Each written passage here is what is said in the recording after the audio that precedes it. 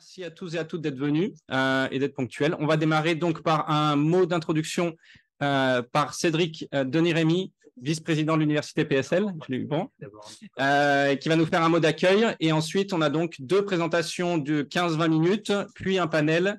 Et voilà. Et ça devrait nous emmener vers 19h30. Donc, je laisse la parole à Cédric Denis-Rémy.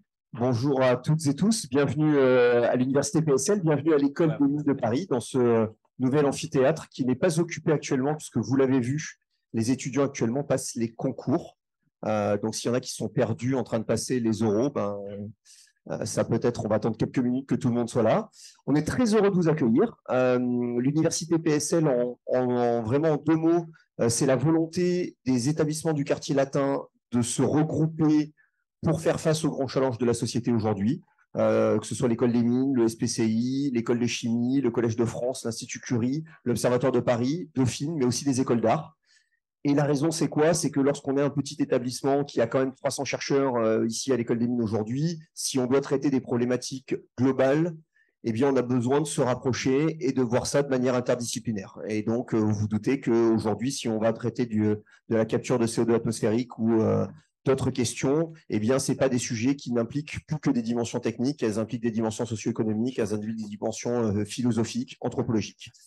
On est partenaire de Zénon, on est cofondateur l'université PSL de Zénon dès le départ. La logique étant, puisque le think tank s'est créé au moment de la période du Covid, qui était une volonté qu'on puisse sortir un peu les chercheurs des labos, dans le sens où les chercheurs font un travail exceptionnel, mais parfois les publications ne sont pas accessibles, les questions des technologies ne sont pas accessibles, et sur les questions de technologie du climat, sur l'ensemble des deep tech, on souhaitait être en capacité de produire des documents qui sont lisibles, qui soient accessibles au grand public. Alors quand on dit au grand public, en réalité c'est un public de spécialistes, des fonds d'investissement, des entreprises, des gens qui s'interrogent sur ces questions technologiques. Donc, ce sera l'occasion de remercier les équipes de Zénon qui sont là, nos analystes aussi. Vous verrez, il y a des petites brochures, mais tous les documents vous pouvez les retrouver sur Internet en anglais et en français. Voilà, un tout petit mot quand même sur le sujet du CDR qui me plaît beaucoup, parce que mon nom c'est Cédric Denis-Rémy, donc dès qu'il s'agit de parler de moi sur le CDR, c'est un sujet qui me plaît bien. Mais évidemment, la question, c'est, vous l'avez compris, c'est un sujet qui est sensible. Hein. Dès qu'on en parle, les gens nous disent « Ah, mais encore les technosolutionnistes qui vont nous sortir la question du climat ». On rappelle qu'on est une université, qu'on est agnostique sur cette question-là. Ça n'empêchera pas peut-être sur le think tank Zénon d'avoir des visions de plaidoyer sur ces questions-là, mais même le GIEC, sur les derniers rapports, pour ceux qui se farcissent au moins les résumés techniques, ont vu que sur les 10 dernières années, il y a une vraie évolution. Pourquoi? Parce qu'on comprend bien que si on veut faire du net zéro, et ce dont on parle, il y a un moment, il faudra utiliser les technologies au pluriel si on veut pouvoir atteindre ce net zéro. Donc ça ne veut pas dire, évidemment, donc là on est entre gens d'une assemblée là-dessus. J'aurai ce discours avec d'autres, je vous garantis que ce serait compliqué, parce qu'aujourd'hui, il y a une volonté quand même de pas forcément aller vers les options technologiques, et pourtant, on a besoin de pouvoir les analyser, de pouvoir les regarder. Donc, merci à tous d'être venus ici. Merci à toutes les associations qui sont partenaires aussi de cet événement. Et voilà, je sais qu'avant, ça a beaucoup travaillé aussi pour débattre sur ces questions-là. Et je vais laisser la place maintenant aux spécialistes de la question. Merci beaucoup. Merci beaucoup, Cédric. Et merci à l'École des mines de nous accueillir pour cet événement. Je passe la parole pour la première présentation à Philippe Siet, qui est donc chercheur au laboratoire des sciences pour le climat et l'environnement. Ok, merci, bonsoir. Donc je vous préviens, je suis un chercheur, hein. Moi je ne fais pas les TED Talks. Hein. Bon, en tout cas, on m'a demandé d'essayer de regarder, de mon point de vue, le problème de la capture du CO2. La première chose que je voudrais dire, si les planches arrivent à passer,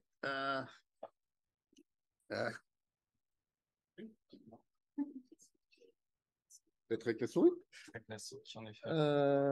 Voilà, c'est sur le bouton droit, gauche. C'est que finalement, d'accord, tout se passe comme prévu, hein, comme l'avaient prévu les scientifiques qui ont commencé à regarder le problème du changement climatique il y a 40 ans. Ils ont fait des modèles à l'époque assez simples qui ont prédit que finalement c'est assez simple. Hein. Les activités humaines utilisent du carbone qui est rejeté sous forme de CO2 dans l'atmosphère, et le CO2, c'est un gaz à très longue durée de vie, donc il va réchauffer le climat pendant longtemps, et donc la Terre se réchauffe. L'extrait des médias, c'est Davos 2020. Et déjà, les décideurs mondiaux redoutent surtout le risque climatique. C'est vrai que ça fait partie des préoccupations principales. Depuis, la température a augmenté. Si vous regardez la courbe de 2003, elle est mise à jour pratiquement jusqu'à aujourd'hui. On voit qu'on est proche de 1,5 degré. Il y a déjà des mois où on va le dépasser cette année. Et puis 1,5 degré globalement, ça veut dire les régions arctiques, par exemple, qui se réchauffent plus vite que la moyenne du globe, vont se réchauffer de 3 degrés. Et même en France, le réchauffement moyen sur la décennie récente, il est déjà presque de 2 degrés. Vous savez tous que, évidemment, le réchauffement moyen, ça ne parle pas beaucoup. Ce qui est important, c'est les manifestations extrêmes, comme les vagues de chaleur, par exemple, qui causent elles-mêmes des dommages économiques importants. Donc, tout se passe comme prévu. Par contre, ce qu'on n'avait pas prévu, finalement, c'est le fait que l'humanité n'arrive pas à réduire les émissions de CO2. Moi, quand j'ai commencé à faire de la recherche sur le cycle du carbone, c'était il y a peut-être 30 ans. À l'époque, il y avait le problème des pluies acides, donc dioxyde de soufre. En 10 ans, voilà, on a nettoyé ça avec des mécanismes de marché ou de la régulation, et les forêts, en quelque sorte, n'ont plus été affectées par les pluies acides. Il y avait au même moment le trou d'ozone. Causalité, c'était les émissions de chlorofluorocarbone aussi causées par les activités humaines. Et là, l'industrie avait des produits de remplacement. Et, le trou d'ozone n'est pas guéri, mais en tout cas, on a trouvé la solution rapidement. Et comme vous le voyez, il y a eu la prise de conscience du problème à Rio. Il y a eu un premier essai à Kyoto qui, finalement, à l'époque, n'impliquait que les pays développés, parce qu'à l'époque, les pays du Nord de l'OCDE plus la Russie, ils représentaient 70% des émissions de CO2 globales. Ils ont voulu se servir des forêts, réduire leurs émissions, ça n'a pas marché. À Copenhague, 20 ans plus tard, on était dans un autre monde. Le Grand Sud, la Chine, l'Inde, etc., aujourd'hui émet 70% des émissions. Donc on a basculé en quelque sorte. Les émetteurs de CO2 actuels sont les pays, je dirais, les grands pays émergents. Copenhague n'a pas marché parce qu'on a essayé d'être contraignant. Barack Obama a dit, au bout d'un moment, si les Chinois m'ennuient, je vais envoyer des satellites pour mesurer leurs émissions. Puis là, ça a été fini. Paris, bon, voilà, c'est dit, voilà, c'est du bottom-up. Chacun arrive avec son deck de cartes et puis on va faire des propositions. Et malheureusement, malgré tout, le CO2 a continué à augmenter parce que les émissions elles-mêmes ont continué à augmenter. On a un projet qui, en temps quasi réel, à partir des données d'activité, plusieurs secteurs dans le globe, essaye d'estimer les valeurs les plus récentes des émissions de CO2. Et on voit qu'évidemment, on a une baisse de 6% pendant le Covid, ce qui n'est pas énorme, parce que vu l'arrêt des activités humaines, j'ai envie de vous dire, les émissions n'ont baissé que de 6%. Et puis, c'est reparti. Et ce qui est encore plus enquiquinant, c'est que si on regarde l'intensité carbone des émissions, si vous divisez les émissions par le PIB, en fait, elle ne diminue pas vraiment, même si on a une forte pénétration des renouvelables. Alors, avec tout ça, je dirais, la fenêtre d'opportunité se referme, parce qu'un des résultats fondamentaux du GIEC, c'est finalement de dire que, comme le CO2, il a une très longue durée de vie, peu importe si vous émettez demain, après-demain, le surlendemain, il y a une relation linéaire entre le cumul des émissions de CO2 et le changement de température. C'est très simple pour les gouvernements. Vous leur dites, vous voulez ça comme réchauffement, ça vous fait un carbone budget, c'est-à-dire un reste d'émissions cumulées de temps. Et à partir de ça, il y a évidemment des incertitudes. Si on voulait, juste en décroissant les émissions, être dans 1,5 degré, il faudrait faire plus qu'un Covid par an. Il faudrait les baisser de 7 ou 8% par an. Et après, c'est zéro. Parce que, comme vous le savez, stabiliser le climat, ça ne veut pas dire stabiliser les émissions. On continue les émissions, il y a toujours du CO2 qui reste dans l'atmosphère. Stabiliser le climat, ça veut dire mettre les émissions à zéro pour toujours. 2 degrés, c'est guère plus encourageant. Ça veut dire 4% de baisse coordonnée planétaire des émissions par an. Aujourd'hui, on est plutôt sur une croissance inférieure à 1%. En termes de quotas, en quelque sorte, on aura croqué tout notre bilan carbone en 7 ans pour le 1,5 degré, en 17 ans pour le 2 degrés. Donc, finalement, c'est de là peut-être que vient ou qu'est venue l'idée de dire, bon, si on n'y arrive pas assez vite, et là on voit qu'il est presque trop tard pour réduire les émissions à un rythme qui serait infernal, pourquoi ne pas essayer d'aider en enlevant du CO2 de l'atmosphère, mais à grande échelle? Alors, Il faut voir que l'atmosphère, finalement, c'est le réceptacle du carbone qu'on émet. Et c'est ça, c'est le CO2 qui reste dans l'air, qui crée le changement climatique. Mais l'atmosphère est quand même connectée à travers le cycle global du carbone à deux grands réservoirs, la végétation, les sols et l'océan, qui échangent sur des échelles de temps qui vont entre 1 an et une centaine d'années. Ce qu'on fait aujourd'hui, en produisant des émissions positives, c'est qu'on prend du carbone qui n'avait rien à voir avec ce système océan, atmosphère, continent, qui était caché dans l'écorce terrestre, du carbone géologique, hein, du pétrole, du charbon, par exemple, et on ajoute vraiment des atomes de carbone dans le système. Et finalement, la bonne nouvelle, c'est qu'une partie de cet excès de carbone, il ne reste pas dans l'atmosphère. Si tout le carbone fossile restait dans l'air, on aurait déjà un réchauffement de plus de 2 degrés ou 2,5 degrés. On bénéficie d'une rétroaction négative du système qui, finalement, bon an, mal an, ça serait trop beau si elle absorbait toute la perturbation, mais il y a une partie du carbone fossile qui part et qui est stocké dans les réservoirs. Ça, c'est ce qu'on fait aujourd'hui dans un monde d'émissions positives. Souvent, on me dit le CCS, ça va résoudre le problème. En fait, pas du tout. Le CCS, vous prenez du carbone géologique, et en gros, si ça marche parfaitement, vous le remettez dans la poche géologique. Vous ne changez pas la masse de carbone sur Terre.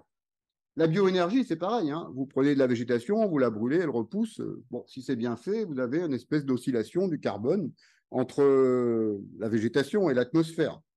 La déforestation, c'est un peu différent. Si vous prenez les forêts anciennes, que vous les coupez, bah, une partie du carbone partira dans l'océan, mais il y a une partie qui est réabsorbée, et c'est réversible, alors que l'addition de carbone géologique, elle n'est pas réversible.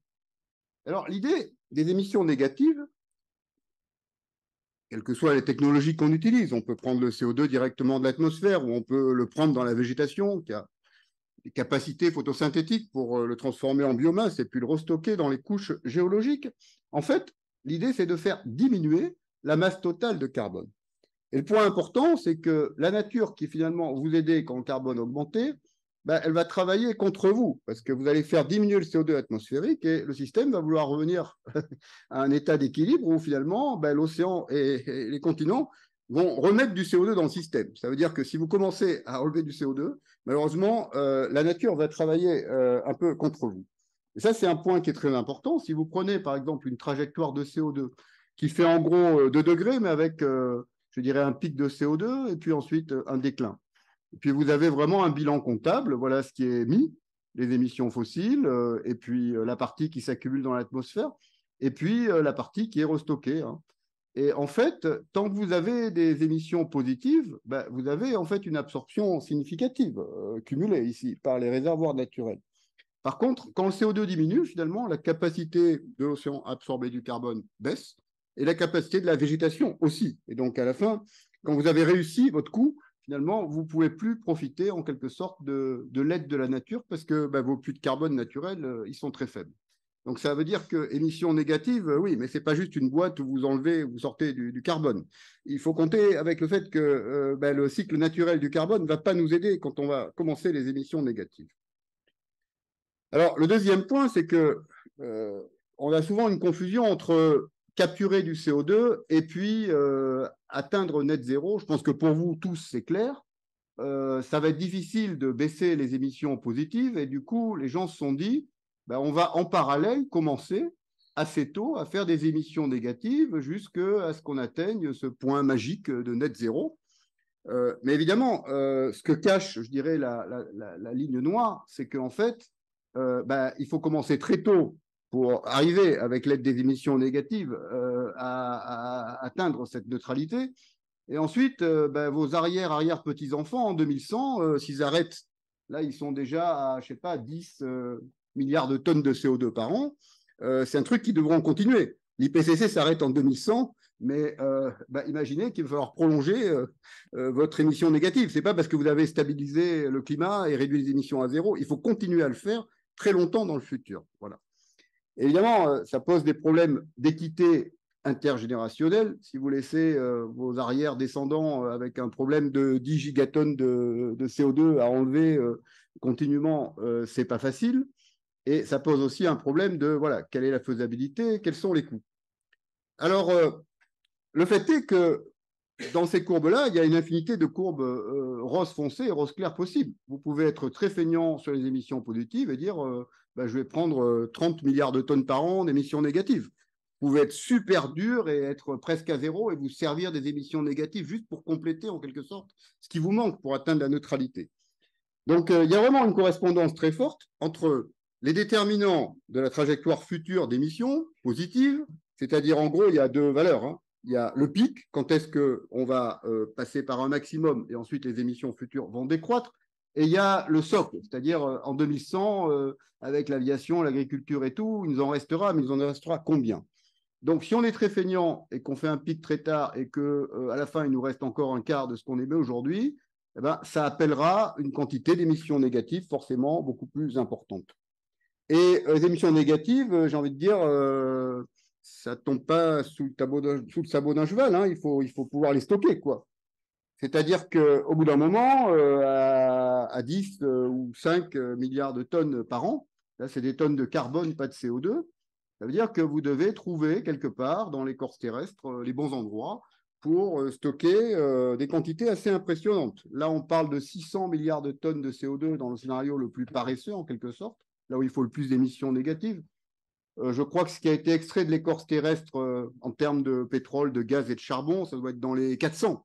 Donc, ça veut dire qu'il faut retrouver dans l'écorce terrestre un gisement, en quelque sorte, qui est plus que l'espace qu'occupait le carbone fossile qu'on a sorti.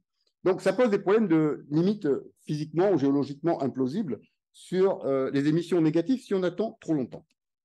Alors après, la question, évidemment, ce n'est pas juste les quantités, mais c'est combien ça coûte. Et les outils qui sont utilisés classiquement par l'IPCC, par le GIEC, ce sont des modèles socio-économiques intégrés qui décrivent en quelque sorte différents mondes possibles. Et on leur demande de faire un climate target. On leur dit, fais-moi un scénario à 2 degrés. Alors, il a du nucléaire, du solaire, etc. Ils ont des courbes d'apprentissage, certains progrès techniques à l'intérieur. Pourquoi pas des émissions négatives? Et en fait, de ça sort, je dirais, un coût social du carbone, ou ce qu'on appelle un prix du carbone, qui permet à ces modèles économiques de faire une futurisation et d'atteindre une stabilisation du climat. Le fait est que tous les modèles à qui on a demandé, tiens, fais-moi 2 degrés, ou fais-moi 1,5 degrés a fortiori, ils ont tous invoqué des émissions négatives. Il n'y en a pas un qui dit, moi, pas de problème, je fais des panneaux solaires, plus, et à la fin, en 10 ans, j'ai couvert le monde de panneaux solaires. Ça, c'est pas possible. Par contre, ils ont des hypothèses très différentes sur les capacités techniques, et les coûts, évidemment, les changements de coûts. Et la précédente génération de modèles intégrés, en fait, ils étaient un peu pris de court avec ce 2 degrés, et ils ont trouvé 2 solutions pour faire des émissions négatives. L'une est bien connue, c'est la forestation, plante des forêts, ça stocke du carbone. Et le second, c'est les BECS, c'est-à-dire les BECS, c'est en fait la production de carbone dans la biomasse, mais ensuite, on récupère de l'énergie au passage et on restocke le CO2 dans l'écorce terrestre. Alors là, vous avez les scénarios principaux. Il n'y a que celui-là en bleu qui fait du 2 degrés, hein, pratiquement. Et il doit faire un net zéro, hein, ça, vous le savez tous. Le RCP 4.5, il fait un peu plus de 2 degrés en moyenne. Et ce qui est important, c'est de regarder à quoi ces scénarios d'émissions compatibles, en quelque sorte, avec un certain objectif climatique, comment ça se traduit en termes d'émissions de CO2. Et vous voyez que dès que vous voulez être dans les scénarios bleus ou jaunes, vous commencez à avoir besoin d'émissions négatives. Ça, c'est ce que je disais. Et ensuite, les modèles, ils ont un appel différent sur la forestation, les BECS. Mais vous voyez quand même qu'en général, les modèles de première génération, ils ont fait quand même pas mal appel à des BECS, puisque à la fin, dans leurs calculs, les BECS, ça représente entre 10 à 40, jusqu'à 50% du mix énergétique global. Voilà. Donc, focus des modèles précédents sur le BECS et la forestation.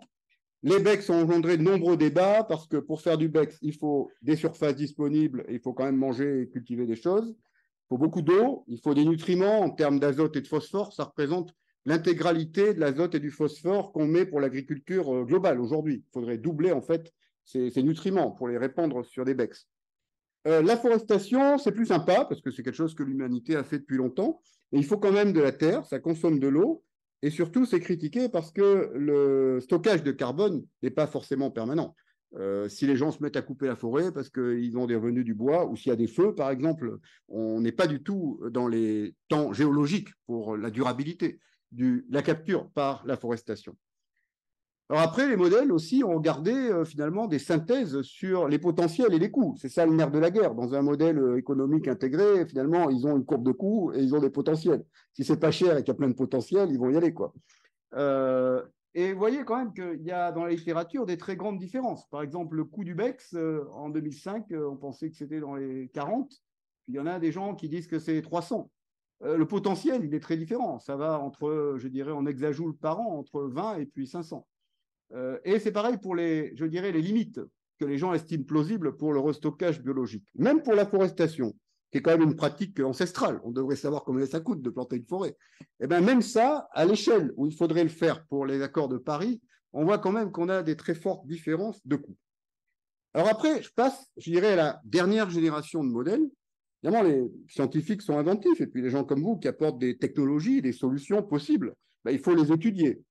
Et donc, bon, il y a des gens qui ont regardé des choses un peu plus comme des wedges, c'est-à-dire un mix d'émissions négatives. Ça fait moins peur que 70% de BEX ou 100% d'afforestation. Par exemple, ils ont regardé l'altération améliorée, la capture directe, les biochars, etc.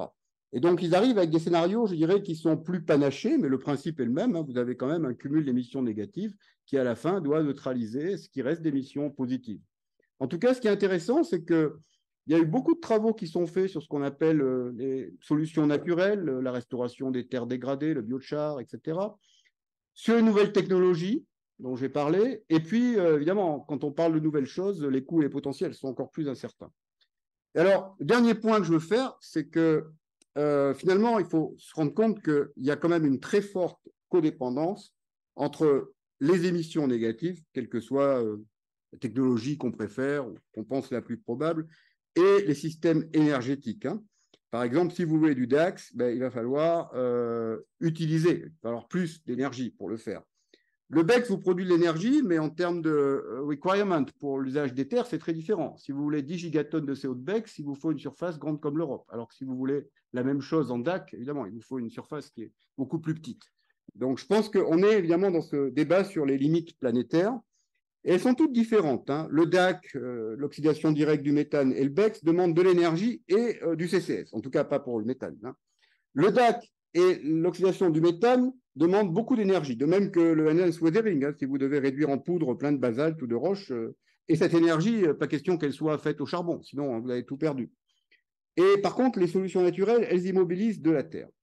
Alors, dernier point, c'est le fait que souvent on parle technologie, on parle économie, on parle cycle du carbone, mais en fait, il y a quand même une question fondamentale de justice climatique. La justice, hein, c'est finalement quelles sont les conditions d'équité dans lesquelles on produit ou on distribue quelque chose.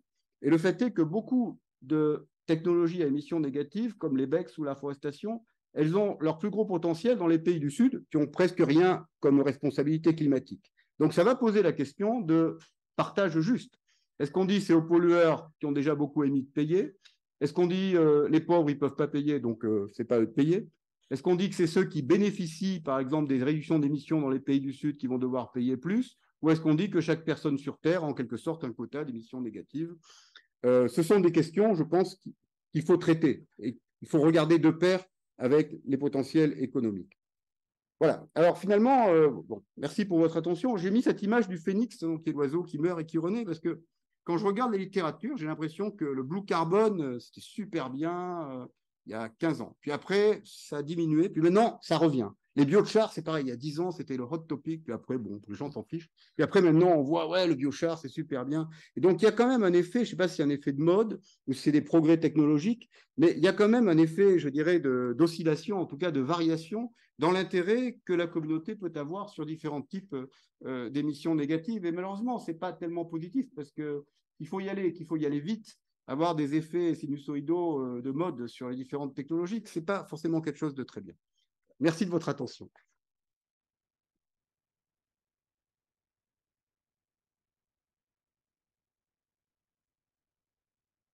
Merci beaucoup, Philippe, pour cette introduction très claire. Alors, je vais essayer de faire la transition.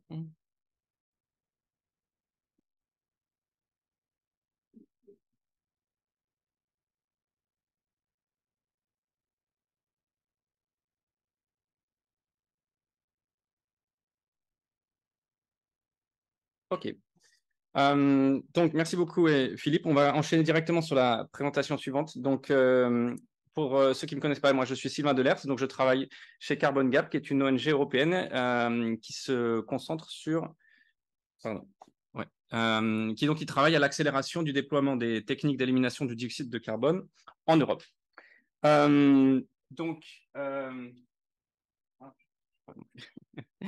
L'objet de la présentation, c'est un peu de dire, d'accord, on a compris, on veut y aller. Comment on fait? Donc, d'où le terme d'une recette pour une stratégie de décès, et le plan de la présentation, il est dans le titre. On va parler de rigueur et d'ambition parce que ce sont deux ingrédients essentiels si on veut vraiment y aller sur l'élimination du dioxyde de carbone pour faire les choses bien. Ça ne va pas marcher. Donc, d'abord, si on parle de rigueur dans la mise en œuvre de ces techniques. La rigueur, elle est très importante à différents niveaux, et notamment pour créer la confiance. Aujourd'hui, il y a différents acteurs de l'écosystème ici dans cette salle. Il y a des investisseurs, il y a des acheteurs, il y a des producteurs, il y a des régulateurs. Tout le monde a besoin de confiance pour savoir si on peut investir, pour savoir si on peut acheter ces tonnes, est-ce que ça va valoir quelque chose. La société civile a besoin de confiance aussi pour savoir si ça va être fait correctement ou si on va créer de nouveaux passe-droits climatiques. Donc, d'où la nécessité de rigueur. La première question à se poser, c'est quoi une tonne éliminée? Donc, on parle de certification. Comment définir et certifier ce qu'est une tonne éliminée et qui est vraiment éliminée? Donc, il y a plusieurs composantes. Vous en avez plusieurs à l'écran, je ne vais peut-être pas toutes les dire, mais en fait, on part du haut sur ce qui est évident. Donc, le fait que le CO2 est prélevé directement dans l'atmosphère à droite, puis stocké durablement, ça, c'est les conditions sine qua non pour faire de l'élimination du dioxyde de carbone. Et c'est ce qui le différencie des autres techniques comme le CCS ou le CCU. Ensuite, il y a un autre niveau où tout le monde, on pourrait dire, est à peu près d'accord, mais il y a peut-être un peu plus de variations. C'est le fait qu'une tonne éliminée doit être quantifiée sur la base d'une analyse de cycle de vie pour prendre en compte les émissions que le processus qui permet de les créer émet. Il faut prendre en compte le risque de relargage sur le stock de carbone que l'on crée en stockant le carbone. L'additionnalité est un terme que vous avez forcément vu passer. Le fait que ces tonnes doivent être vérifiées de façon indépendante, comme sur tout processus de vérification. Et tous ces mouvements doivent être enregistrés dans des registres. Et ces registres doivent être dotés de mécanismes de retrait, une fois que la tonne a été utilisée pour un usage ou un autre. Prévenir le double comptage. Et on va le voir plus tard aussi, très important, qu'il soit transparent à un certain degré. Et ensuite, il y a un autre niveau d'ingrédients où là, il y a peut-être plus de débats, ou en tout cas, c'est moins clair, il y a plus de variations entre les méthodes de certification. Quelles sont les méthodes de vérification? Donc, c'est MRV en anglais que l'on utilise. Est-ce qu'on utilise des mesures ex post ou ex ante? Est-ce qu'on utilise des modèles ou des mesures directes pour mesurer qu'est-ce qu'on fait? Est-ce qu'on différencie les niveaux de permanence ou est-ce que tout le décès, c'est la même chose pour nous? Ça, c'est une question très importante. Est-ce qu'on prend en compte les externalités, positives, négatives? Et encore une fois, est-ce que le registre est transparent? Il y en a d'autres des ingrédients. Là, c'est un peu les principaux, mais comme vous voyez, il y a beaucoup d'ingrédients pour faire un mécanisme de certification robuste. Alors, cette slide était faite pour illustrer une problématique actuelle. Aujourd'hui, l'élimination du dioxyde de carbone est principalement impulsée par le marché volontaire. Et sur ce marché volontaire, il y a foison de méthodes de certification et de standards. Et ça devient un peu un problème pour les acteurs pour s'y retrouver. Ce que vous avez en background, c'est une image d'un paper de 2002 de Arcusa, où ils ont fait un peu une review de tous ces mécanismes qui existent. Et vous voyez le genre de mapping que ça donne, qui est tentaculaire, avec différentes catégories, différents acteurs. Et on va dire les messages principaux, c'est déjà que dans beaucoup de cas, réduction et élimination des émissions sont mélangées. Donc ça crée beaucoup de confusion et au final, ça veut dire que la valeur du produit, elle n'est pas très claire. Et par exemple, dans ce mapping, seulement 75 des standards étudiés sur 125 étaient purement dédiés à l'EDC. Les autres mélangeaient d'autres choses. Ensuite, il y a des standards officiels, il y a des standards commerciaux, donc mis en place par exemple par des marketplaces comme Puro, Nori, d'autres. Et il y a même des phénomènes de vente directe où en fait le producteur génère son propre standard et vend directement ses tonnes sur la base de la confiance qu'il établit avec ses clients. Climeworks est un exemple et on a Julie avec nous plus tard. Donc voilà, il y a toutes ces différentes approches. Ensuite, il y a des standards qui sont pour le marché volontaire et d'autres pour le marché réglementaire. Mais aujourd'hui, la grande majorité est sur le marché volontaire, comme je le disais. Et on a certaines méthodes de décès qui sont couvertes par de nombreux standards et d'autres qui n'ont aucun standard. Par exemple, la gestion de l'alcalinité des océans, le NS weathering, l'enfouissement de biomasse. Donc voilà, il y a une problématique de ce côté-là qui freine un peu le développement des méthodes. Alors, une initiative sur laquelle je voulais m'arrêter, c'est le Carbon Removal Certification Framework, qui est donc une proposition législative au niveau européen et qui amène un peu une idée de convergence avec l'idée de créer un cadre unique pour l'Union européenne pour la certification de ces activités. À droite, vous avez une figure qui montre un peu comment il pourrait fonctionner. C'est assez similaire au label bas carbone pour ceux qui connaissent en France, dans l'idée qu'on a un cadre qui est fixé par l'autorité. Ensuite, on aura des méthodologies spécifiques qui seront développées pour les méthodes. Et ensuite, la certification est une autre étape qui met en place justement de la vérification indépendante. Une différence notoire est que l'Union européenne, a priori, prend le chemin de développer les méthodologies au niveau central, pas forcément bottom-up comme le label bas carbone. Autre point positif, il différencie clairement les niveaux de permanence et les différentes approches de décès entre carbon farming, permanent removals et stockage dans les produits. Et on part a priori, mais encore une fois, le processus est en cours, sur un registre unique et potentiellement open access, donc des ingrédients plutôt positifs. Malheureusement, il n'est pas encore parfait, ce CRCF, et notamment, il n'y a aucune régulation sur les usages, on va y revenir plus tard, et la définition n'est pas encore complètement robuste ni complètement alignée avec la définition du GIEC. On a encore quelques réductions d'émissions qui sont permises.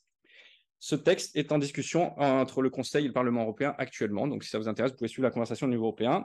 Et voilà, s'il était bien fait, ça pourrait être vraiment un pas important dans le déploiement. Si le CF n'est pas robuste, ça pourrait nous embarquer dans quelque chose de pas super pour de nombreuses années. Donc ensuite, si on parle de rigueur, on parle aussi des utilisations. Une fois qu'on a certifié, qu'on a généré ces tonnes et qu'elles sont commercialisées, à quoi elles peuvent ou elles doivent servir? Donc, il y a deux approches. Une approche qui est d'utiliser ces tonnes pour faire de la compensation. Donc, ça veut dire qu'on va compenser une émission, typiquement, par une émission négative. Une autre approche, c'est une approche de contribution, c'est-à-dire qu'on va acheter, générer ces tonnes et on ne va pas les mettre en regard d'une émission existante. On fait une contribution vers un objectif qui peut être collectif, justement de développer cette capacité d'émission négative.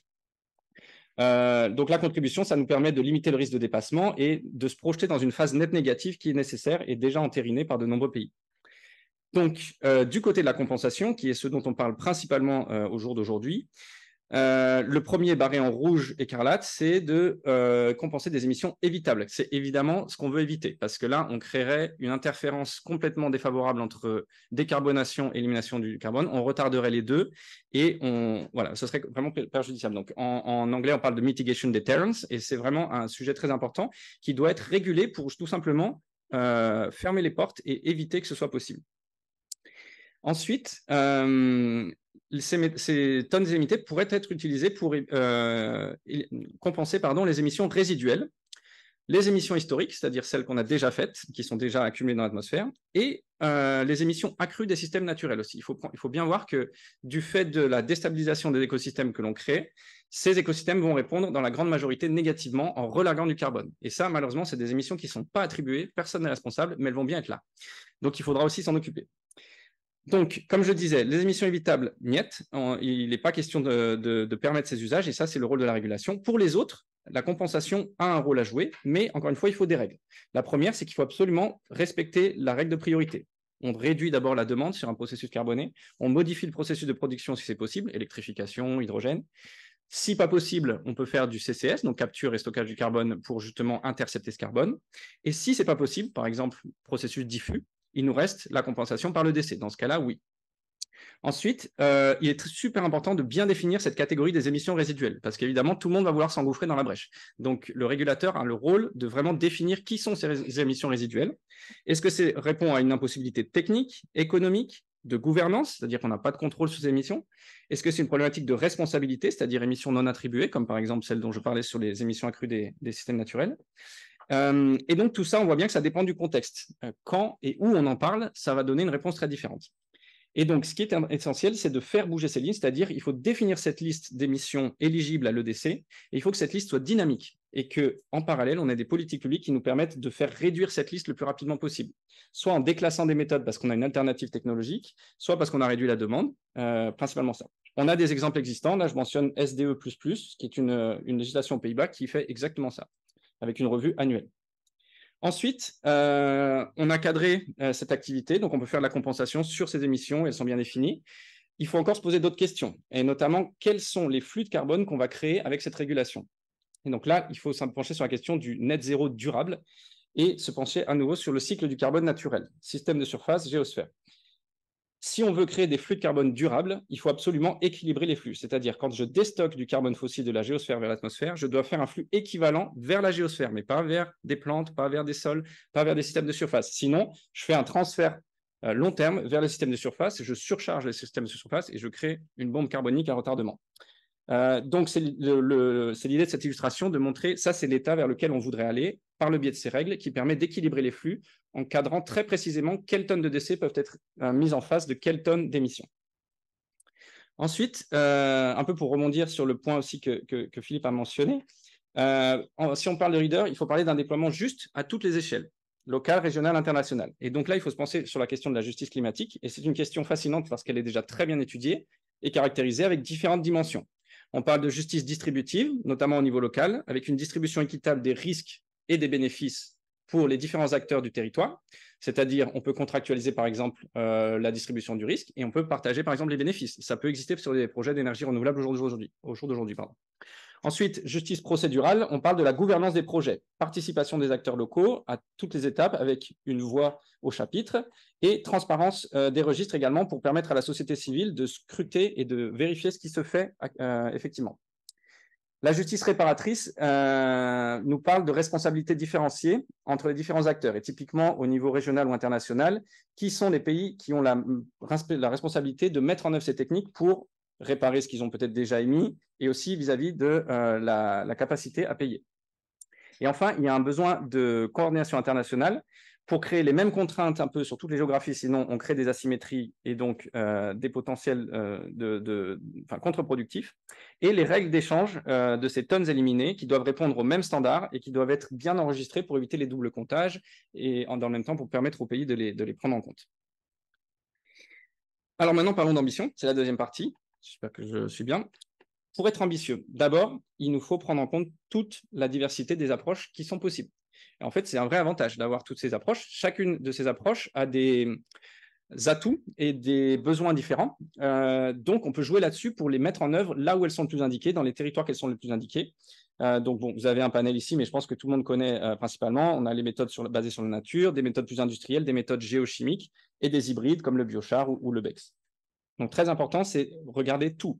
Des pays comme la France, aujourd'hui, regardent principalement les méthodes basées sur la nature et ne regardent pas beaucoup le reste. Donc, il y a un besoin d'évoluer. Ensuite, si on veut être ambitieux, il faut définir une vision. Une vision, donc là, vous avez une image représentative d'une vision qui pourrait être désirable. Une vision qui doit d'abord donner une vision long terme. Pour permettre aux différents acteurs de se projeter, de prendre des décisions d'investissement, merci, et donc qui doivent être aussi résilientes aux différents cycles politiques. Sinon, ça ne créera pas la confiance nécessaire pour engager la transformation. Pour cela, il faut se projeter dans la phase nette négative, au-delà de la neutralité, comme les pays qui sont mentionnés. Ensuite, il faut mettre en œuvre des objectifs séparés, des objectifs de réduction, des objectifs d'élimination, afin qu'ils n'interfèrent pas, et idéalement aussi différencier entre élimination biogénique et géologique. Et le troisième message, c'est qu'il faut démarrer maintenant. On l'a vu dans les ateliers, on l'a vu avec la présentation de Philippe. Malheureusement, ces filières, on ne peut pas les déployer du jour au lendemain. Donc, si on veut les avoir en 2030, 2040, 2050, il faut commencer aujourd'hui. Ensuite, si on veut être ambitieux, il faut avoir une vision intégrée. On est sur des chaînes de valeur qui mettent en œuvre différentes briques, capture, conversion, transport, stockage. Donc, quand on parle de décès, des fois, on a tendance à trop parler de capture et conversion, mais certaines de ces méthodes, BECS, DAX, vont avoir un gros besoin d'infrastructures de transport et de stockage. Donc, il faut les prendre en compte dans ces conversations pour développer la capacité, mettre en œuvre, regarder toutes les modalités aussi, pas que les gros stockages et les gros tuyaux. Il faudrait regarder aussi le stockage distribué, petite échelle, on en aura besoin, et mettre en œuvre des règles d'accès à ces infrastructures qui soient justes et qui soient fonctionnelles, notamment pour les petits acteurs. Il y a plusieurs textes, là encore, qui sont en discussion. Ensuite, il faut mettre en place des incitations au déploiement pour permettre de commencer le déploiement, de voir des démonstrateurs, de voir des passages à l'échelle. Il n'y a que comme ça qu'on va réussir à réduire les coûts. Ces incitations doivent avoir les caractéristiques suivantes. Elles doivent être long terme, plus qu'une décennie au minimum, et protéger des cycles politiques pour créer la confiance, encore une fois. Avoir des montants stables et prévisibles pour qu'elles puissent être prises en compte dans des business models, encore une fois, sur des industries de temps long. Elles doivent être basées sur une demande crédible, pour être crédibles elles-mêmes, basées sur des critères d'exigence, c'est-à-dire qu'on ne va pas forcément définir des incitations pour une méthode en particulier, mais on peut définir des critères de ce qu'on désire en termes d'outcome, et ensuite laisser les méthodes y répondre indépendamment. Elles doivent être accessibles, donc être attentif au processus administratif et ne pas créer des barrières, notamment pour les petits acteurs. Et elles doivent être cumulables pour éviter les effets d'exclusion, sachant qu'on n'a pas encore vu une seule incitation qui soit suffisante à elle-même pour permettre le déploiement. J'ai quelques exemples sur lesquels je vais passer très rapidement. Je pense qu'on vous partagera les slides, vous pourrez revenir dessus. Les États-Unis, dont vous avez entendu parler de l'IRA avec le crédit d'impôt 45Q, qui donne un crédit d'impôt de jusqu'à $181 par tonne de CO2 séquestré durablement. C'est un exemple d'appel d'air très significatif pour cette filière. Mais les États-Unis ont tout un panel d'autres méthodes. Le Luxembourg, qui travaille sur un tarif d'émission négatif, avec des tarifs subventionnés jusqu'à 150 € par tonne, et des tailles qui vont de 100 jusqu'à 100 000. Donc, vous voyez là, on crée les entrées pour les petits projets, c'est très important. La Suède, qui travaille sur un dispositif d'enchère inversée, avec une première enchère dès cette année, et des prix entre 100 et 180 euros par tonne de CO2 séquestré par du BECS. Et la Norvège, qui vient de proposer une taxe inverse à 180 $ par tonne environ pour les filières de DAX et de BECS. Donc, c'est des mécanismes qui commencent à apparaître et qui créent des appels d'air dans différents pays, avec potentiellement des effets de fuite. Ensuite, il nous faut préparer le changement d'échelle. On a dit aujourd'hui, c'est le marché volontaire qui porte principalement la croissance de l'EDC. Ça ne peut pas durer longtemps et ça ne peut pas nous permettre de changer d'échelle. Donc, il faut continuer à travailler les marchés volontaires en les régulant d'une meilleure façon, en travaillant sur les standards et tout ce qu'on a parlé auparavant. Mais ensuite, il faut très rapidement concevoir les marchés réglementaires sur le modèle de l'ETS en Europe, par exemple, ou autre approche. On pourrait penser, par exemple, à des marchés réglementaires de la contribution, où on ne parlerait pas de compensation, et il y aurait des obligations de contribution qui s'augmenteraient au fil du temps. Ensuite, il y a des approches qui utilisent les normes et les règlements techniques dans les différentes filières.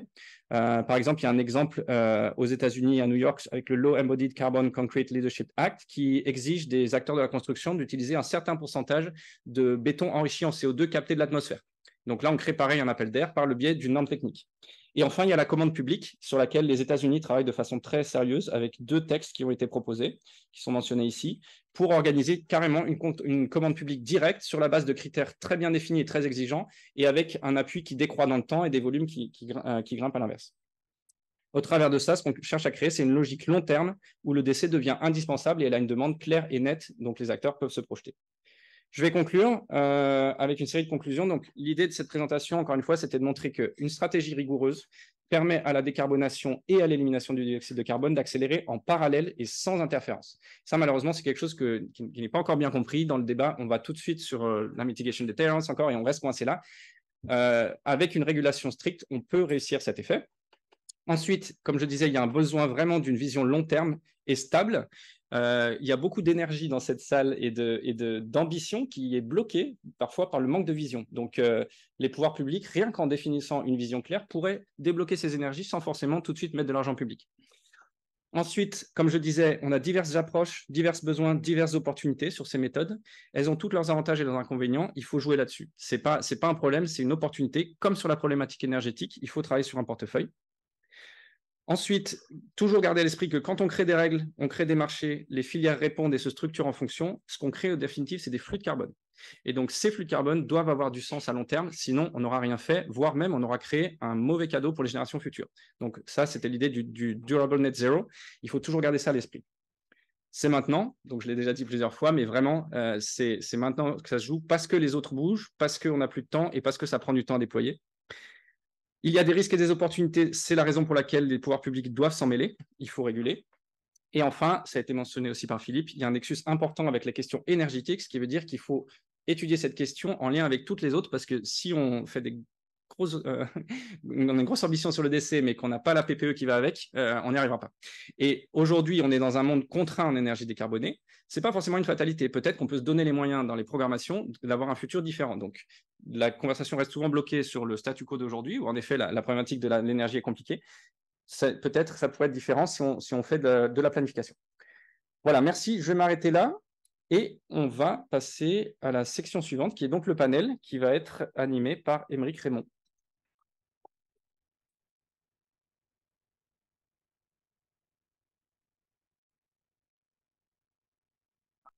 Ça marche. Super.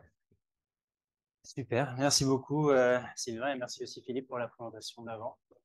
Du coup, le panel aujourd'hui, c'est pour discuter un peu de l'état actuel des CDR en France. Donc, qu'est-ce qui marche, qu'est-ce qui bloque, où est-ce qu'on en est à l'échelle de la France, comment on se positionne par rapport à nos voisins, et discuter un peu assez globalement des projets, des investissements, du cadre réglementaire. Un programme assez large, on a une demi-heure, on n'arrivera pas à tout couvrir, mais je compte du coup sur l'efficacité des panélistes. Donc, avec nous aujourd'hui, je vais commencer par le haut, donc Julie Gonzalez, qui est Chief Marketing Officer chez Climeworks, une entreprise que je pense tout le monde connaît sur le Direct Air Capture. Daphné Long, qui est ingénieure bioénergie, économiste aussi, et qui représente ici Ancre, du coup, qui est une coalition d'entités de recherche en France qui ont publié un position paper l'année dernière sur l'état de la recherche pour le décès. Benjamin Tank de Marble, donc membre fondateur de Marble, qui est un Clean Tech Venture Studio, donc une entité qui lance des startups dans la clean tech et avec un focus aussi partiellement sur le décès. Et last but not least, Axel Reynaud, qui est de Net Zero, qui est un développeur de projets biochar à l'échelle mondiale. Donc, juste quelques règles pour le panel. On a une demi-heure, donc on va essayer d'être efficace. Je vais avoir un petit timer de 2 minutes. Si jamais vous parlez un peu trop longtemps, je risque de vous couper. Il faudra m'excuser d'être un peu strict. Peut-être pour commencer, une petite question. On va faire un tour de table un peu sur qui est-ce que vous voyez comme les principaux acteurs EDC en France et où est-ce que vous identifiez le manque ou quels acteurs vous voudriez voir un peu plus. Je ne sais pas qui veut commencer. Axel. Je veux bien me lancer. Ça marche.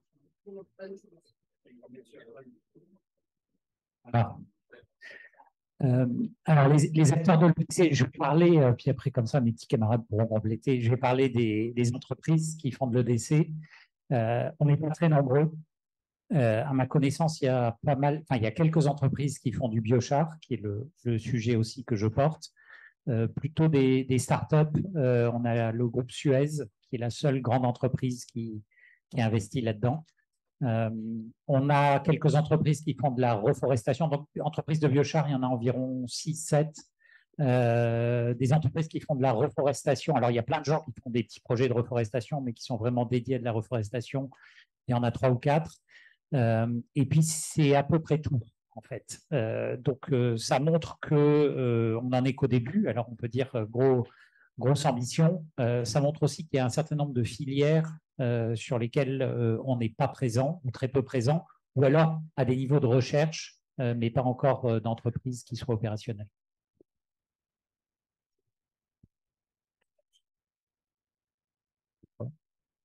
1, 2, 3, oui. Non, mais effectivement, je pense que ce que tu viens de dire, Axel, reflète aussi l'écosystème dans son ensemble. Savoir que effectivement, ces filières historiques des puits naturels, du biochar sont peut-être plus représentées que d'autres. Après, il y a quelques startups early stage, que ce soit dans le DAC, le CDR géochimique, les océans, mais qui sont vraiment à un stade de développement très préliminaire aujourd'hui, mais c'est en train d'émerger, c'est chouette. Je pense qu'on a la chance aussi d'avoir un écosystème académique et de recherche où il y a plusieurs choses intéressantes qui se passent dans différents laboratoires. Ce n'est pas forcément très visible aujourd'hui, mais il y a quelques travaux qui existent. Et après, il y a des structures comme nous, Marble, où on est vraiment impliqué sur la création from scratch de nouvelles startups.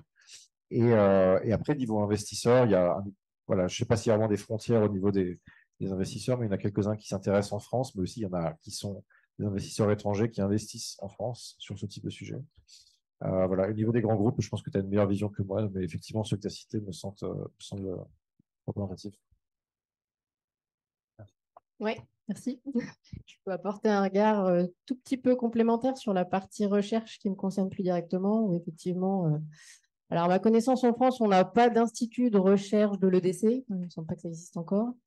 Par contre, dans beaucoup d'instituts de recherche français, on aborde un certain nombre de briques qui sont plus ou moins intégrées dans des solutions d'EDC. On pourra en parler après, mais effectivement, et du coup, finalement, quelque part, si on découpe un peu toutes ces briques. Il y a pas mal d'instituts de recherche et pas mal d'équipes de labos qui traitent de près ou de loin une ou en partie ces différentes solutions. Donc, on peut en citer un certain nombre, hein, mais ne serait-ce qu'au sein de l'Alliance ANFRE, un peu tout le monde finalement, que ce soit le CNRS, il y a tout plein de labos, à l'INRAE pour l'agronomie évidemment, IFP Énergie Noël à qui j'appartiens aussi, sur les technologies, le BRGM, j'en parle pas sur les sous-sols, etc., j'en passe évidemment un certain nombre, mais quand même pas mal d'équipes.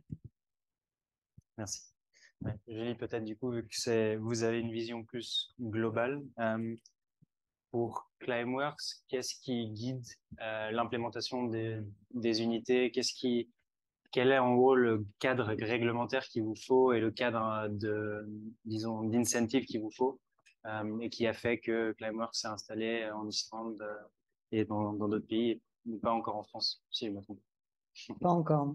En fait, il y a d'abord des critères, on va dire, plus physiques pour l'implémentation des projets, tout simplement. Je dirais qu'il faut deux choses. La première, c'est des énergies bas carbone, renouvelables, propres, comme on veut les appeler, en amont, hein, puisque comme l'a très bien dit Philippe, il faut que ça soit l'énergie dont on a besoin, soit de l'énergie propre, sinon on a une analyse de cycle de vie qui est désastreuse. Donc ça, c'est vraiment un impératif qui est au cœur, en tout cas de la technologie Climeworks, non seulement, on va dire, par philosophie, mais aussi par design. Notre technologie peut être fournie en énergie renouvelable, ce qui n'est pas forcément le cas de tout le monde. Donc, c'est important que ça soit à la conception. Et évidemment, en aval, qui est quand même des puits de carbone et de la technologie pour la minéralisation, ou en tout cas le stockage permanent du carbone. Donc, ça, c'est les deux aspects, on va dire, physiques.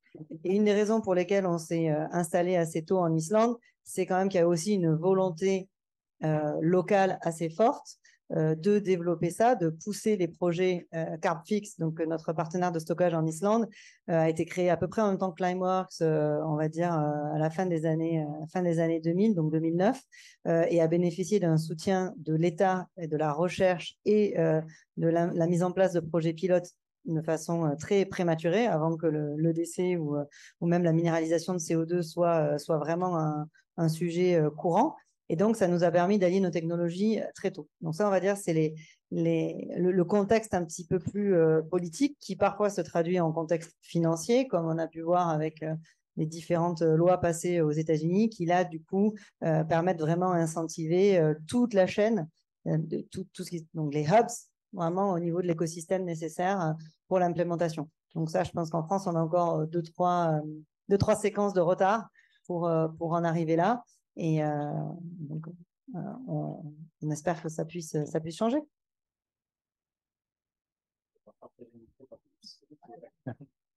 Ça dérange pas. Non, c'est un bon point et du coup, ça m'amène à une question sur le rôle de l'État. Donc, Sylvain a commencé à mentionner quelques exemples et du coup, ça m'intéresserait d'avoir la vision des autres panélistes aussi là-dessus. Quel rôle doit jouer l'État? Et qu'est-ce qu'on peut apprendre de ce qui s'est fait dans d'autres pays à l'échelle Europe ou globale? Je vais peut-être redire des choses qu'a déjà dit Sylvain, mais le rôle de l'État, c'est à la fois de créer de la visibilité et donc un cadre réglementaire et des éléments qui font qu'un marché va arriver, parce qu'à la fin, derrière toute cette idée de décès, etc., c'est un peu abstrait, mais c'est des investissements industriels massifs qu'il faut faire dans un délai extrêmement court. C'est-à-dire, si on veut les 5 à 10 milliards de tonnes en 2050, c'est pas en se réveillant en 2049 qu'on va les avoir. En ordre de grandeur, il faut déployer à peu près la même quantité d'actifs que ce qu'il y a aujourd'hui dans tout le secteur du pétrole et du gaz confondu, depuis l'extraction jusqu'au robinet de gaz chez vous. Voilà, ça donne une idée. Donc, l'État, il doit donner de la visibilité pour que de l'investissement privé vienne se mettre là-dedans en disant effectivement, il y a un cadre réglementaire, il y aura un volume de marché, il y aura des prix, etc. Et puis, il y a aussi un peu ce que font les États-Unis ou d'autres pays, c'est un peu l'amorçage, c'est-à-dire de la facilitation administrative, du funding de la R&D, de l'incitation pour les premiers qui vont acheter des crédits carbone ou les premiers qui vont se lancer dans la production. Et là, il y a un rôle d'amorçage. Et là, l'État a vraiment un rôle très important parce que si on laisse les forces de marché se mettre en place, on finira peut-être par y arriver, mais en 2100, et ce sera trop tard.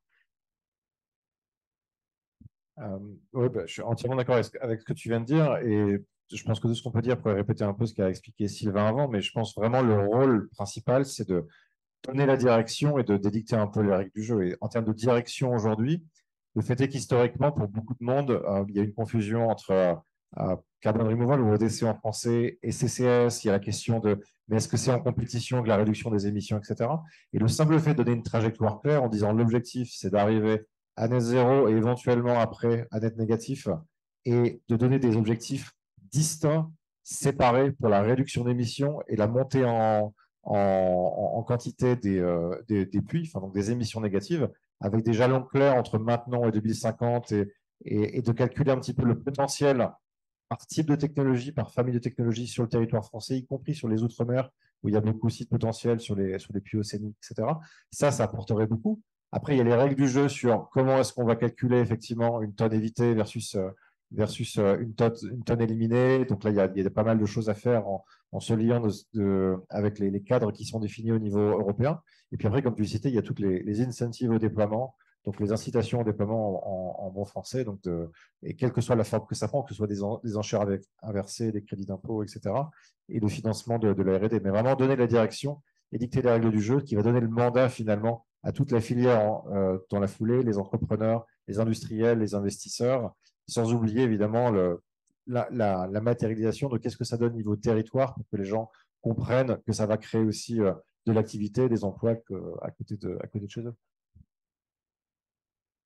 Je crois que globalement, tout a été dit. Je n'ai pas beaucoup de compléments. Simplement, peut-être prendre l'expérience du rôle de l'État, ne serait-ce que dans le développement des autres solutions de décarbonation, donc déploiement des énergies renouvelables, tout simplement. Il a fallu créer des feuilles de route, des stratégies et mettre des moyens pour développer les premières unités, financer la recherche, voilà, tout ce qu'on est en train de dire, mais globalement, c'est des rôles qu'on a déjà attribués à l'État pour d'autres solutions de décarbonation qu'on est en train de développer encore aujourd'hui. Donc, faut juste calquer sur ces retours-là.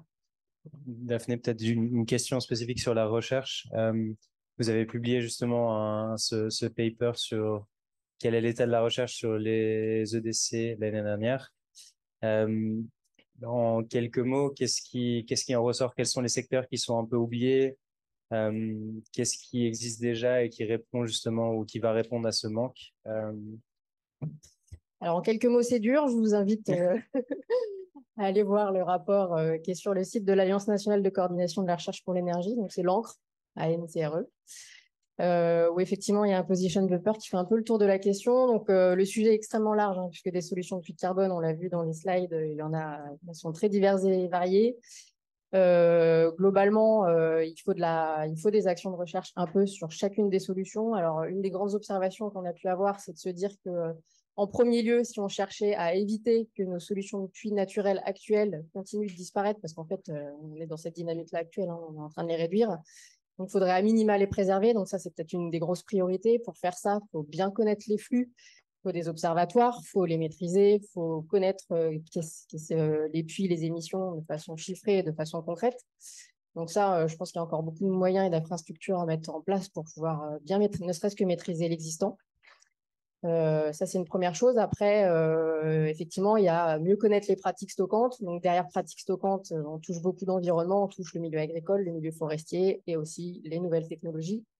Et donc là, c'est pareil, côté milieu agricole comme milieu forestier, on est face à des nouveaux événements climatiques, en l'occurrence, sur lesquels on doit pouvoir anticiper les futurs possibles et du coup prendre en compte le plus possible ces éventuels changements liés au climat ou ces ruptures face aux événements extrêmes qui font aller les modèles un peu dans le décor et du coup anticiper ces phénomènes-là et du coup mieux maîtriser les futurs possibles via ces nouveaux phénomènes. C'est une deuxième chose.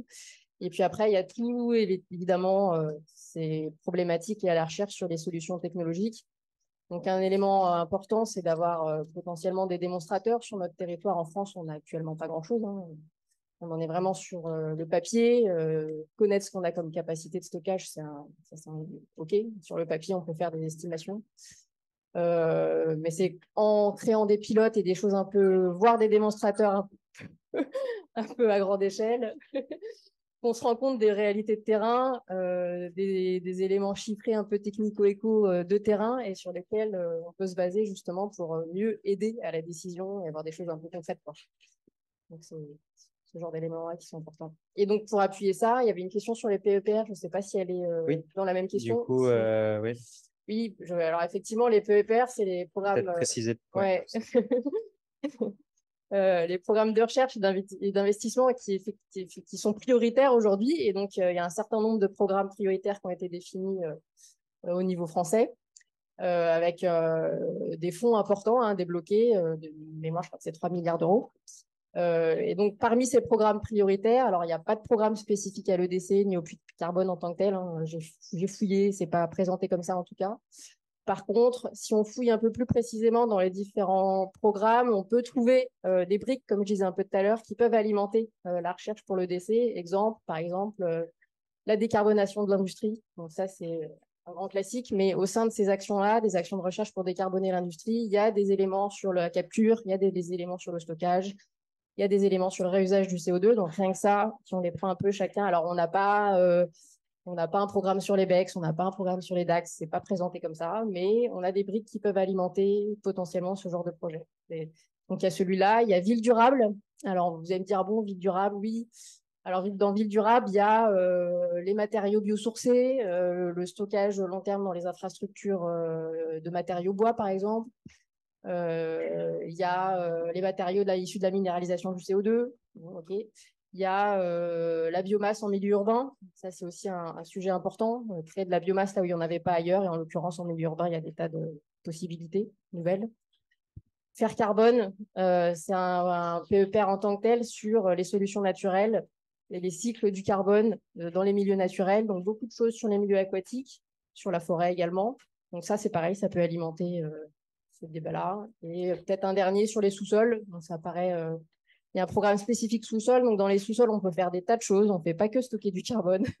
Il se passe des tas d'autres choses. Mais il y a potentiellement un axe qui peut effectivement être associé à la gestion et aux connaissances des capacités de stockage et à l'acceptabilité surtout. C'est un élément important. Benjamin, vous voulez réagir? Du coup, peut-être une question à Julie du coup, pour Climeworks qui a du coup beaucoup poussé aussi la recherche sur le côté DAX. Comment est-ce que les incitations à la recherche ont aidé au début de Climeworks? Comment est-ce que vous interagissez maintenant avec les différents programmes de recherche en Suisse ou en Europe? En général, quel est le lien de Climeworks avec le milieu de la recherche? Je dirais que le milieu de la recherche est quand même à l'origine de la naissance de Climeworks, puisque Climeworks, c'est une spin-off de l'ETH, donc l'École Polytechnique Fédérale de Zurich. À l'époque, en 2009, et avant ça, les deux fondateurs ont fait des recherches sur la capture de carbone. Mais à l'époque, il faut se dire que c'était vraiment... ça venait de sortir un peu c'était encore vraiment dans les papiers académiques et lever de l'argent sur des solutions carbone ou de captage de CO2, même si c'est pas facile aujourd'hui, n'était pas aussi populaire ou sexy. Donc il y a eu un peu de soutien de la part de programmes de recherche, mais il y a surtout eu de l'investissement privé qui a été fait jusqu'à à peu près 150-200 millions jusqu'en 2022. Et ensuite, vraiment des fonds d'investissement, principalement des fonds d'infrastructure, puisque construire les usines, c'est vraiment de l'investissement industriel lourd. Donc, je dirais beaucoup d'encouragement, un petit peu moins d'argent. Et encore maintenant, ça reste quand même quelque chose où Climeworks est très impliqué, puisque la démonstration des pilotes permet de faire avancer la recherche. Mais qui est quand même aujourd'hui plutôt de l'ordre de l'entreprise privée qui fait avancer tout ça, si on est très honnête. D'ailleurs, peut-être juste pour commenter là-dessus, si on regarde le truc de loin, quand même, le système est complètement à l'envers. Parce que ce problème du climat, c'est un problème public, c'est un problème mondial. Et aujourd'hui, les acteurs, c'est les acteurs privés qui financent les entreprises, qui achètent les crédits carbone, qui développent les solutions. Donc, c'est très bien que le secteur privé soit très à la manœuvre, c'est agile, mais à un moment donné, il va falloir quand même aussi s'y mettre avec les moyens des secteurs publics, des continents, etc. Sinon, on n'y arrivera pas. Donc, on a démarré un peu à l'envers. Il ne faut pas que ça devienne une industrie nationalisée, mais il y a besoin d'un sacré coup de pouce dans les décennies qui viennent. Ouais. Mais du coup, la transition de recherche à privé, je passe la main à Benjamin un peu sur justement la partie lancement de start-up, trouver des financements dans ce secteur. Est-ce que vous voyez un gros engouement pour ce secteur, un intérêt des investisseurs et en général, dans quelle start-up ou dans quel secteur est-ce que les start-up ont le plus disons, d'ailes? Je ne vais pas donner de recommandations.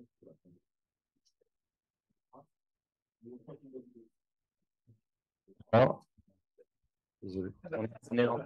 On partage les micros. Ok, du coup, la question, c'était, excuse-moi, oui, je ne vais pas donner de recommandations d'investissement ici, parce que je suis pas sûr que j'ai le droit, mais donc la question, c'est sur l'écosystème de création de start-up, d'investissement, etc. Bah, en fait, pour arriver à faire 10 milliards de tonnes par an, on va avoir besoin de à peu près toutes les méthodes existantes et juste de traiter des volumes de matière qui sont absolument colossaux. Donc, on a besoin, en fait, de tester plein de choses et plein d'approches différentes pour voir qu'est-ce qui va avoir la capacité de passer à l'échelle de l'ordre du milliard de tonnes ou des plusieurs centaines de millions de tonnes. Et donc, aujourd'hui, il y a pas mal de startups qui se créent un peu partout dans le monde, quelques-unes en France, et il reste beaucoup de choses à faire, à améliorer, de nouvelles approches de prochaine génération, de direct air capture autour des océans, d'approches géochimiques, de enhanced weathering, de minéralisation par biotech. Enfin, il y a plein de choses à faire. Donc, nous, on travaille à peu près sur toutes ces approches à la fois. Et c'est un des segments dans ce qu'on appelle les climate tech, les technologies climatiques généralement, qui aujourd'hui reçoit le plus d'investissement et où les volumes sont le plus en train de grandir. Il faut être clair, le montant ne vient pas des investisseurs français aujourd'hui. Mais ce qui est bien, c'est que c'est un écosystème qui est par nature international. Donc, si vous avez un bon projet, il y a les investisseurs internationaux, européens, américains qui sont là pour financer en tout cas les premières phases de développement. Par contre, là où ça va bloquer, où ça va devenir un peu plus compliqué, c'est dès l'instant qu'il va falloir construire des sites physiques, des premières usines, des premiers démonstrateurs, dès qu'on passe sur une échelle industrielle, puisque là, ce n'est pas le venture capital qui est le mode de financement qui est vraiment adapté. Donc, il faut du financement de CAPEX lourd, du financement de projet. Et là, le monde de la finance est un peu plus réduit. Il y a des options, ce n'est pas le désert complet, mais il va y avoir besoin de développer des sites, des fonds régionaux, des fonds privés qui vont faire de la project finance. Et ça va être une des choses sur lesquelles les projets vont buter, y compris aussi les sujets d'infrastructure plus généralement, de stockage, de transport de CO2, on a un petit peu parlé. Mais voilà, toute la partie électricité, énergie, etc. Mais voilà, il y a vraiment un potentiel. En tout cas, il n'y a jamais eu de meilleur moment pour un entrepreneur ou une entrepreneuse de créer une startup dans le domaine du CDR. Nous, on y croit fondamentalement. Ouais. Juste une addition, je pense qu'effectivement, il y a différents stades de développement des différentes entreprises. Donc, même si aujourd'hui, le cœur de la technologie Climeworks, par exemple, est très drivé par l'entreprise privée que finalement nous sommes, il y a dans le passage à l'échelle, au-delà du financement, tout le pouvoir de la recherche pour l'établissement aussi de la chaîne de production. Donc, ça va être, et on le voit aussi aux États-Unis avec tout le Carbon Negative Shot qui a été voté. Ça peut être sur l'établissement de standards, ça peut être sur le développement de solutions de filtres. Nous, on construit des collector containers, donc des grands containers. On ne peut pas les construire à la main quand on aura besoin de plusieurs centaines. Donc, vraiment, l'établissement de supply chain, l'établissement de matériaux sorbants, de filtres, de particules, tout ça aujourd'hui est à la fois drivé par les industriels qui y voient une opportunité de business, mais doit aussi venir de la recherche pour que ça ne soit pas fait de façon uniquement horizontale avec les différentes solutions dont parlait Benjamin, on va dire, à la naissance des différentes solutions, mais qu'au passage de l'échelle, ça soit vraiment fait de façon verticale sur toute cette chaîne. Donc, il y a pléthore d'opportunités pour la recherche et des besoins, et je pense que les différentes briques dont Daphné parlait seront les bienvenues. Je voudrais juste différer très légèrement de ce que disait Benjamin, en tout cas mon expérience, c'est qu'il y a beaucoup d'argent qui veut s'investir en seed au début. En fait, ce n'est pas très compliqué avec un projet EDC bien foutu de lever de l'argent. Seed, ça va. Et ensuite, de l'argent d'infrastructure, des grands fonds qui cherchent à déployer de l'argent en infrastructure comme ils déploient aujourd'hui sur du solaire ou d'autres énergies renouvelables, il y a. La difficulté, c'est dans la phase intermédiaire, alors série A ou début de série B. Enfin, nous, on est série A, enfin, on a fait les 2 tiers du chemin, mais c'est rude. Parce que on commence à parler de montants significatifs, parce que c'est de l'industrie, c'est pas du software, c'est pas 3 geeks qui codent dans un coin. Il faut mettre des actifs, c'est pas encore complètement sûr exactement comment ça va fonctionner, tous les paramètres opérationnels. Et là, il y a un niveau de risque par rapport au montant qu'on met qui peut faire un peu peur. Et donc, il y a une inefficacité du marché. Enfin, j'ai eu l'occasion d'en parler avec pas mal de collègues qui sont un peu dans cette situation, entre la bonne idée, le prototype, le MVP, etc., et la solution qui peut scaler. Entre les deux, là, c'est un peu la vallée de la mort en ce moment. Ça va venir, mais s'il y a vraiment des besoins de mobiliser du financement, c'est dans cette phase-là qui est la phase d'industrialisation de la solution. Ensuite, il faudra scaler, etc. Et ce sera une histoire très compliquée aussi. Mais là, il y a des gens, s'il faut mettre des paquets de 40, 100 millions dans de l'infrastructure, il y a des tas de gens qui sont prêts à faire ça. Par contre, 10, 15 millions dans un ou 2 premiers sites en phase d'industrialisation, ça fait peur. Et du coup, peut-être une question pour revenir un peu, on est allé à une échelle assez globale, pour revenir maintenant un petit peu à l'échelle France. Chez Net Zero, du coup, vous avez des projets biochar un peu partout dans le monde. Pas en France pour le moment, si j'ai bien compris. On n'a pas prévu d'en avoir en France. Voilà. Et pourquoi? Ou qu'est-ce qu'il faudrait qu'il se passe en France pour que ça devienne intéressant? Non, alors, nous, c'est pas parce qu'on n'aime pas la France. L'entreprise a été créée en France. C'est juste qu'on pense que le biochar, en fait, c'est pas un bon produit à faire dans nos pays. Parce qu'il faut de la biomasse et de la biomasse qui soit additionnelle, c'est-à-dire pour lesquelles il n'y ait pas de concurrence d'utilisation. Parce que si c'est pour prendre des copeaux de bois qui servaient à faire quelque chose et en faire du biochar, ce n'est pas très utile. Et par ailleurs, il faut des sols pour lesquels l'impact de mettre du carbone dans ces sols soit particulièrement important d'un point de vue agricole. Et il se trouve que c'est plutôt les zones tropicales où il y a beaucoup de biomasse qui n'est pas valorisée, qui termine juste brûlée ou laissée à pourrir dans les champs, des résidus agricoles en gros, et il y a des sols qui sont plus pauvres et plus acides que ce qu'on a dans nos pays. Et donc finalement, l'équation marche très bien là, et c'est... Ah. L'équation... Il y a la lumière, mais il n'y a plus le son. Bon, donc l'équation marche très bien dans les zones tropicales, moins c'est pas en France, c'est dans les pays du nord développés. Peut-être si on arrive gentiment à la fin, je ne sais pas s'il y a une ou deux questions du public, quelqu'un qui veut une question là.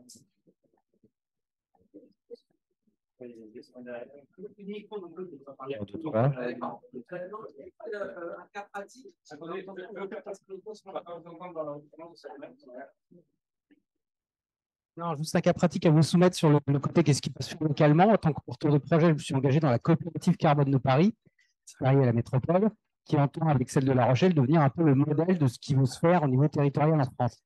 Et moi, je vous dis vraiment mon inquiétude, parce que dans ces statuts, il est clairement écrit, en dessous des lignes habituelles, on ne va pas déforester ou subventionner le trafic d'armes, je ne sais pas quoi, les activités de géo-ingénierie liées à la séquestration technologique du carbone. D'une part. Deuxièmement, ils sont en train de fabriquer un label local duquel ils vont exclure la métrique tonne de carbone. Voilà. Donc, on est loin des incentives, on est plutôt des gens qui commencent à creuser des tranchées. Et deuxième point, c'est un peu dans le même sens, par rapport à l'opinion publique et un peu politique, je n'ai pas entendu parler aujourd'hui de co-bénéfice. Donc, pour moi, l'acceptabilité sociale, de marier tout ce qui se trame ici avec un peu de discours public, ça passe par déployer des co-bénéfices. Vous venez juste d'en parler. Mais voilà, c'est juste des petites inquiétudes. Merci. Est-ce que quelqu'un veut répondre? Essayer d'amener une réponse. Est-ce que le micro marche ou pas? Ça marche, ok. Alors, je ne connais pas bien la coopérative carbone de Paris, c'est intéressant le point que tu cites. Les co-bénéfices, carrément, je pense qu'il y a un vrai travail d'arriver à expliquer que ce soit sur, alors si on prend pêle-mêle, hein, tu l'as très bien expliqué sur le biochar, sur les approches océaniques et certaines approches qui permettent de désacidifier localement les océans, par exemple. Sur le DAC, il y a toute une question aussi de création d'emplois locaux, etc., autour de filières. Il me semble qu'il y a eu des études aux États-Unis dont Julie parlait tout à l'heure, on pourrait dire plus de choses. Il y a d'ailleurs des approches, des modèles globaux qui ont été faits qui montrent que de manière générale, si on arrive à scaler le DAC et d'autres approches à une échelle suffisante, la consommation énergétique totale pour arriver à net zéro dans ces scénarios-là est inférieure à celle où on reposerait par d'autres méthodes qui vont par exemple faire une grande partie de carburants de synthèse qui vont eux-mêmes consommer beaucoup d'électricité. Donc il y a des choses intéressantes. Après, ça ne répond pas forcément tout à la question locale. Donc il y a vraiment besoin d'aller sur les retombées locales, c'est sûr. Et je crois que j'ai raté une partie de ta question qui était…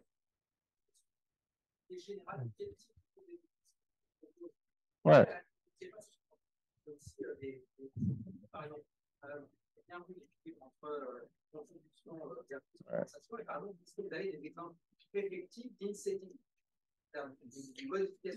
Tu parles d'insetting, ouais. On remplace une chaudière au fuel par une chaudière au biochar, auquel cas, on n'a pas simplement une réduction des ouais, tu veux pas parler.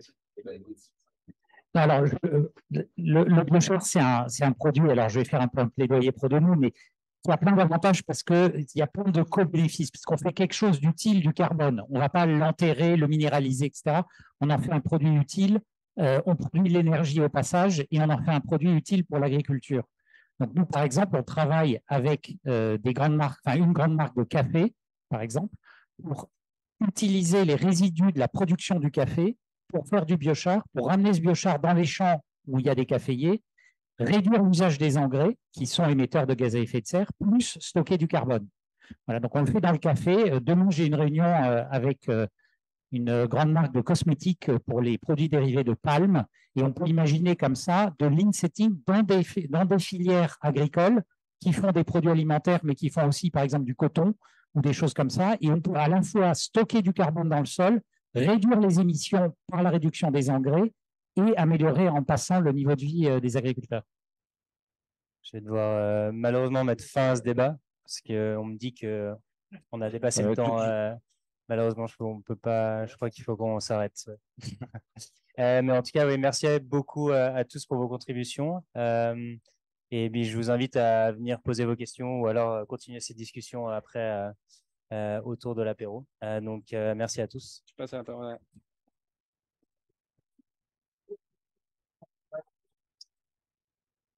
Alors, 1, 2, 2. Ouais. J'ai une bonne nouvelle. Vas-y, parle. Ouais, est-ce que vous m'entendez? Bonne nouvelle, c'est bientôt l'apéro. Une dernière petite, un petit message à vous faire passer avant la fin. Donc, dans quelques minutes, on va pouvoir se rafraîchir sur la belle terrasse de l'école des mines. Mais j'aimerais bien vous parler d'abord de l'initiative qu'on a en cours. C'est en live, hein, d'ailleurs, c'est sympa. On a publié une lettre ouverte sur le sujet.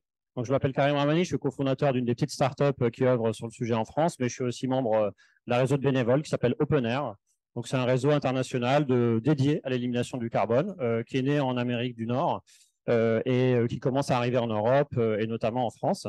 Ce qu'on fait sur notre temps libre, hein, c'est de faire en sorte de faire émerger des initiatives pour promouvoir l'élimination du carbone. Et un certain nombre de textes de loi que Sylvain mentionnait aux US proviennent de membres du réseau. Donc, ce qu'on voulait faire, en plus de cette rencontre aujourd'hui, et on vous remercie d'être venus aussi nombreux, c'est de présenter cette lettre ouverte. On pense qu'il est temps d'interpeller les pouvoirs publics sur le sujet. Je pense que vous avez compris que, c'est un sujet important. C'est quelque chose qu'on va devoir faire à une très grande échelle. On n'est pas en avance, surtout en France. Il faut qu'on s'y mette. Et pour ça, on va avoir besoin d'aide et notamment de soutien de pouvoirs publics. Donc, c'est un peu le message principal en fait dans cette lettre qui est sur le site du Monde depuis 18 heures, donc c'est pas mal. Elle explique un peu l'enjeu et puis pourquoi la France doit s'y mettre aujourd'hui et maintenant. Donc, allons-y. Il y aura également dans la lettre un certain nombre de recommandations pour les pouvoirs publics. Donc, en gros, ce que vous avez vu tout à l'heure, hein, la recette de Sylvain, de l'ambition, du soutien, de la réglementation, de la régulation et puis un support et une action internationale. On est content parce que cette lettre a été signée par des signataires de renom. Donc, on peut spoiler maintenant puisque c'est en ligne. Hein. Le Monde avait l'exclusivité sur la publi, mais maintenant, je peux en parler. Donc, il y a notamment Philippe Sier, hein, que vous avez vu tout à l'heure, qui a signé la lettre. Il y a Valérie Masson-Delmotte, qui est une climatologue connue. Il y a Alain Fuchs qui est président de l'université PSL. On a Florence Delprajano, qui est présidente du club CO2, et d'autres, certaines des personnes qui étaient aujourd'hui ce soir avec nous. Donc, faites tourner, relayez le message, c'est un message important. On pense qu'il y a vraiment quelque chose à faire en France et il faut s'y mettre maintenant. Et maintenant, il faut que le message sorte de simplement des gens intéressés. Il faut qu'on aille dans le grand public et avec les pouvoirs publics pour pouvoir avoir les moyens qu'il nous faut pour développer ce secteur. Voilà, donc aidez-nous à passer et à faire passer le message. Et puis, avec ça, je pense qu'on arrive à la fin du… Oui, alors, ça, on entend pas. Ouais. Tout le monde a été très discipliné avec le temps, donc il nous reste une petite dizaine de minutes qu'on pourrait exploiter pour faire de la question-réponse avec la salle. Je pense, si ça vous intéresse, on peut prendre ce temps pour faire ça. Donc, les membres du panel se sont rassis, mais ils pourront prendre un micro. Voilà, s'il y a des questions dans la salle, on peut commencer à les prendre. Il faudrait par contre faire circuler des micros, encore une fois, pour qu'on puisse les entendre.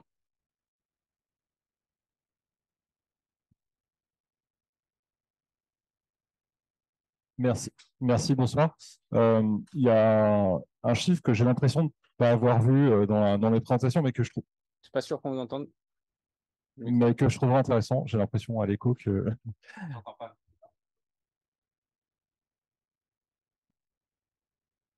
Désolé, mais 1, comme ça. Alors, j'espère que ça marche mieux. Il y a un chiffre qui serait intéressant, mais que je ne suis pas sûr d'avoir vu, c'est de savoir combien, en gros, coûte une tonne de carbone retirée aujourd'hui. Et si sur les technologies que vous voyez, il y a à peu près le même genre de potentiel que ce qu'on a vu sur la baisse de coûts qu'on a pu voir, par exemple, sur les énergies renouvelables. Enfin, en gros, est-ce que on est à la veille de quelque chose qui est vraiment révolutionnaire ou est-ce que chaque tonne va être aussi dure?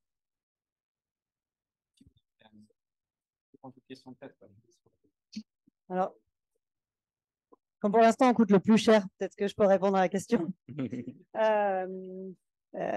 Donc, il y a plusieurs notions. Donc, on ne va pas rentrer dans le coût social du carbone, les taxes carbone, etc. Mais si on parle uniquement de l'opération de technologies comme celle de DAX, on est à peu près, nous, ce qu'on compte sur des learning rates, on va dire entre 8 et 10%.